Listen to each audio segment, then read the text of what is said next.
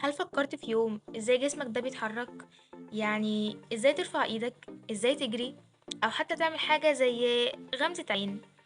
كلها تبان حاجات بسيطة، بس هي وراها اسرار معقدة وغامضة اكتر مما تتخيل.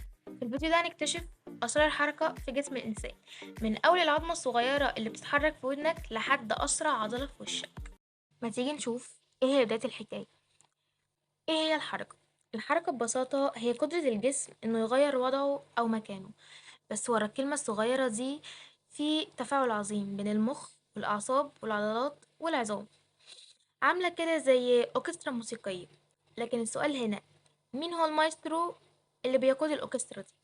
هنا بيجي دور المخ. المخ هو اللي بياخد القرار. يعني مثلا أنا عايزة أرفع الكوباية، فيبدأ يبعت إشارات كهربائية عبر الأعصاب بسرعة مذهلة، أسرع من أي سلك نت عندك في البيت. الإشارة دي بتوصل للعضلة، فالعضلة تشد العظمة، فالنتيجة الحركة اللي انت عايزها. طب ما تيجي نشوف أهمية الهيكل اللي بيحركك.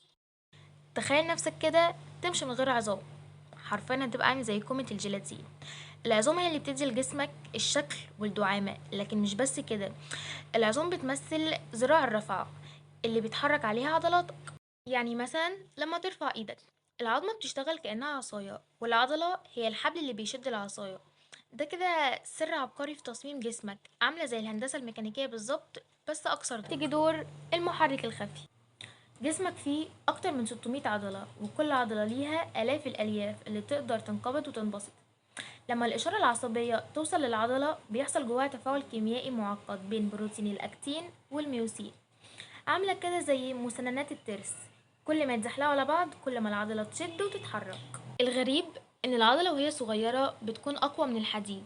يعني لو عندك عضلة بحجم خيط تقدر تشيلك وزن اكتر مما تتخيل. ودلوقتي نيجي لدور الاعصاب. الاعصاب عاملة زي سلوك الكهرباء. من غير اعصاب العضلة تبقى عاملة زي موتور مفصول عنه الكهرباء. الأعصاب بتنقل أوامر المخ بسرعة تصل ل 120 متر في الثانية، يعني أقل من طرفة عين الإشارة وصلت من مخك لرجلك. وهنا سؤال مثير، ازاي الأعصاب بتعرف تفرق بين حركة دقيقة زي الكتابة بالقلم وحركة قوية زي لما تشوط الكورة؟ السر في المخ. المخ بيقدر يتحكم في عدد الألياف اللي بيستخدمها. يعني لو عايز حركة بسيطة بيطلع ألياف قليلة، لو عايز حركة قوية بيطلع آلاف الألياف العضلية ويستخدمها مرة واحدة. طب هو في حركات احنا مش بنفكر فيها؟ ايوه، في حركات في جسمنا بتحصل من غير ما ناخد بالنا، زي ضربات القلب او التنفس الى اخره. الحركات دي بقى المخ بيقسمها لنوعين: حركات اراديه وحركات لا اراديه. الحركات الاراديه زي انك تمد ايدك او تجري. طب الحركات اللا اراديه زي ضربات القلب او الرمش. ولو تفكر فيها هتلاقي ان انت بترمش حوالي 15 ل 20 مره في الدقيقه من غير ما تاخد بالك. يعني ممكن في اليوم ترمش حوالي 20,000 مرة. طب انت عارف ان في حركة دلوقت بتحصل جوه جسمك وانت مش واخد بالك منها؟ لو عرفت هي ايه انزل جوه في التعليقات تحت وهقولك عليها في اخر الفيديو. ولو صح قول انك صح، ولو غلط هتكون عرفتها. وبما انك وصلت لحد هنا في الفيديو فتعالى اقولك على مفاجأة صغيرة، وهي ان العظام مش ثابتة. ممكن تفكر ان العظام حاجة صلبة وثابتة، لكن الحقيقة العظام بتتحرك وتتجدد باستمرار. في جسمك خلايا بتكسر العظم القديم وتبني عظم جديد. يعني انت قاعد دلوقتي ساكت، بس في حركة داخلية جوه جسمك مذهلة. طيب هو لو كل حاجة في جسمنا محتاجة تعاون بين المخ والأعصاب والعضلات والعظام، ايه اللي ممكن يحصل لو عنصر منهم وقف فجأة؟ ممكن يكون فقدان حركة أو رعشة أو حتى شلل كامل، وده اللي بيخلي الطب العصبي والعضلي ينعقد. ولو حابب تعرف ايه هي أسرع وأبطأ عضلاتك، فالرمش هي أسرع عضلة. الرمش تقدر تنقبض وتنبسط في 10 ثانية، إنما أبطأ عضلة هي عضلة الساق الخلفية اللي بتثبت جسمك عشان تقف. وده لأن الرمش محتاج سرعة عشان حماية العين، إنما الوقوف محتاج ثبات مش سرعة. طب انت تعرف ايه هو لغز التوازن في جسمك؟ يعني هل عمرك وقفت وعينك مغمضة وحسيت انك هتقع؟ وده لان التوازن مش بس معتمد على عضلاتك، التوازن شبكة معقدة بين العينين والأذن الداخلية والمخ.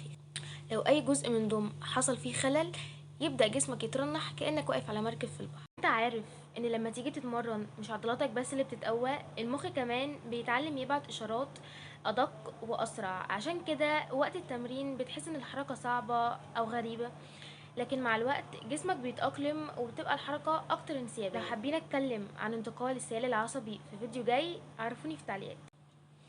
وفي النهاية الحركة مش مجرد خطوة لقدام أو ايد بتترفع، دي سيمفونية كاملة. لو وقفت للحظة حياتك كلها تتغير.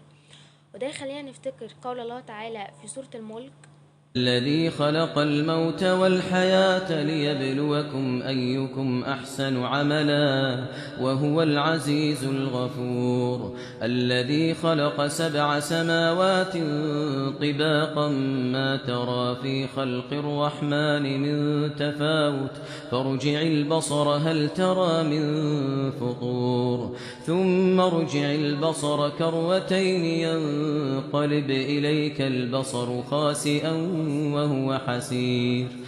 الآيات دي بتأكد إن كل حركة وكل تفصيلة معمولة في جسمنا بإتقان بدون أي خلل. تعالى أقولك بقى إجابة السؤال بتاع الحركة اللي ما بنحسش بيها. هي الأمعاء. الأمعاء عندها نوع من أنواع الحركة اسمها الحركة الدودية، بتحصل فيها انقباضات منتظمة بتدفع الأكل من قدام لحد نهايته. تخيل لو الحركة دي مكانتش بتحصل، كان زمان أكلنا كله واقف في مكانه.